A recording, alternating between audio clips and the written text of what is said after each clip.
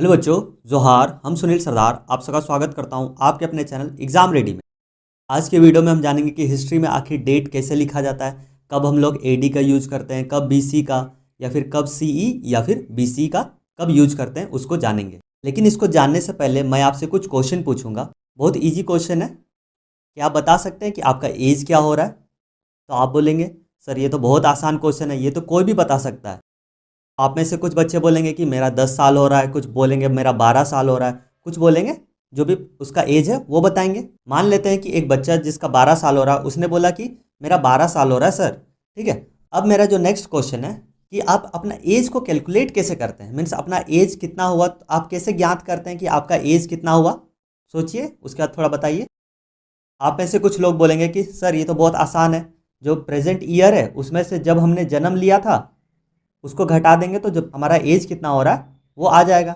जैसे कि मान लीजिए आपका प्रेजेंट ईयर जो चल रहा है वो 2023 है, तो आपने 2011 में अगर जन्म लिया होगा तो आपका एज कितना हो जाएगा? 12। ठीक है। आप में से और कुछ बच्चे बोलेंगे सर जो हम लोग एज ऑफ बर्थ उसको हम जीरो मान लेते हैं, उसके बाद जो डिफरेंस है उसके बेसिस पे भी हम निकाल सकते हैं। जैसे कि मान लीजिए 2011 फिर 23 के बीच में कितना का गैप है उसके बेसिस पे भी हम निकाल सकते हैं। तो इसी तरह कितना का गैप है? 12 का गैप है, तो इसके बेसिस पे भी हम अपना एज को निकाल सकते हैं। ठीक है। आप इन दोनों में कुछ कॉमन देखें, जो एज ऑफ बर्थ मीन्स जब आपने जन्म लिया था उसको जीरो माने हैं, तो वो क्या हुआ? एक रेफरेंस पॉइंट हो रहा है जिसके बेसिस पे आप अपना एज को कैलकुलेट कर रहे हैं। उसी तरह हिस्ट्री में भी एक पॉइंट को रेफरेंस पॉइंट माना जाता है या फिर उसको जीरो माना जाता है, उसी के बेसिस पे हम लोग सारे डेट को कैलकुलेट करते हैं। ठीक है। मान लीजिए कि एक रेफरेंस पॉइंट माने हैं जीरो, उससे पहले जितने भी घटनाएं होंगे उसमें हम लोग क्या यूज करेंगे? बीसी। और उसके बाद जो भी इवेंट होंगे उसको क्या लिखेंगे? एडी। ठीक है। तो ग्रेगोरियन कैलेंडर में जीसस क्राइस्ट का जो बर्थ हुआ था, जब जीसस क्राइस्ट का बर्थ हुआ था उसको जीरो माना गया है। उसको क्या माना गया है? जीरो माना गया है। उससे पहले जो भी इवेंट हुए हैं उसके साथ हम लोग क्या लिखते हैं? बीसी। और जीसस क्राइस्ट के बाद वाले जो भी इवेंट हुआ है उसके साथ हम लोग लिखते हैं एडी, या फिर कह सकते हैं एनो डोमिनी, या फिर in the year of Lord. Means AD का यूज करते हैं जो भी घटनाएं हुआ है after the birth of Jesus Christ, उसमें हम लोग एनो डोमिनी यूज करते हैं। ठीक है। तो आपने ये समझ गया कि कब हम लोग एडी का यूज करते हैं और कब बीसी का यूज करते हैं। अब हम इसको एग्जाम्पल के मदद से समझते हैं। एग्जाम्पल के लिए, इंडिया को इंडिपेंडेंस कब मिला था? 1947 में। तो ये जो इवेंट है ये जीसस क्राइस्ट के बर्थ के पहले हुआ था या फिर जीसस क्राइस्ट के बर्थ के बाद हुआ था? आप बोलेंगे ये तो बाद में हुआ था, तो हम लोग क्या लिखेंगे? 1947 एडी। ठीक है।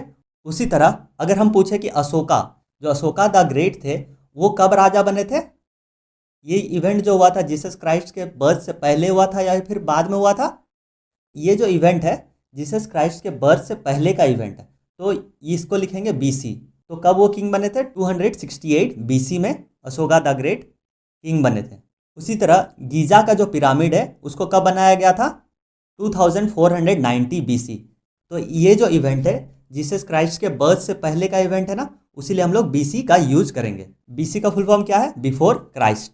उसी तरह हम अगर आपको बोले कि ताजमहल को कब बनाया गया था, ये इवेंट जो है जीसस क्राइस्ट के बर्थ से पहले का है कि जीसस बर्थ के बाद का है? तो आप बोलेंगे ये तो बर्थ के बाद का है, तो उसी के लिए जो डेट लिखेंगे उसमें एडी का यूज करेंगे, 1632 एडी।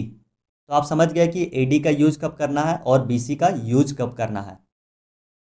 देखिए वर्ल्ड में क्या होता है कि अलग अलग रिलीजन के लोग रहते हैं ना, तो उन्होंने क्या बोला कि हम लोग ये जीसस क्राइस्ट के बेसिस पे जो कैलेंडर बना है इसको हम लोग नहीं मानेंगे।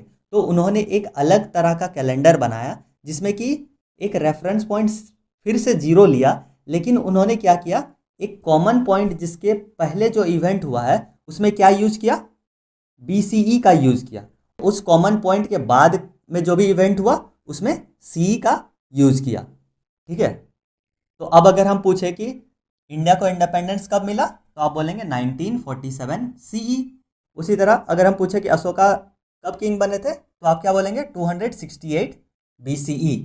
तो आप समझ गए होंगे कि कब बीसी का यूज करना है, कब सीई का यूज करना है, और कब एडी या फिर बीसी का यूज करना है। ठीक है। तो आप समझ गए होंगे। आज का वीडियो को मैं कंक्लूड करता हूँ कि देखिए एक रेफरेंस पॉइंट के बेसिस पे हम लोग एडी यूज करते हैं या फिर BC यूज करते हैं। AD कब यूज करते हैं? अगर जो इवेंट जीसस क्राइस्ट के बर्थ के बाद हुआ है उसमें हम लोग AD यूज करते हैं। उसी तरह अगर जीसस क्राइस्ट के बर्थ से पहले कोई इवेंट हुआ उसमें हम लोग किसको यूज करते हैं? BC का यूज करते हैं।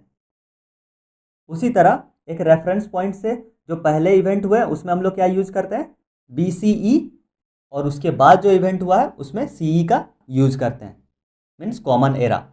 अगर इस वीडियो से रिलेटेड कोई भी डाउट होगा तो आप कमेंट सेक्शन में मेंशन कर सकते हैं। If you like the video, hit the like button, share button and subscribe to our channel for more informative videos. Thank you.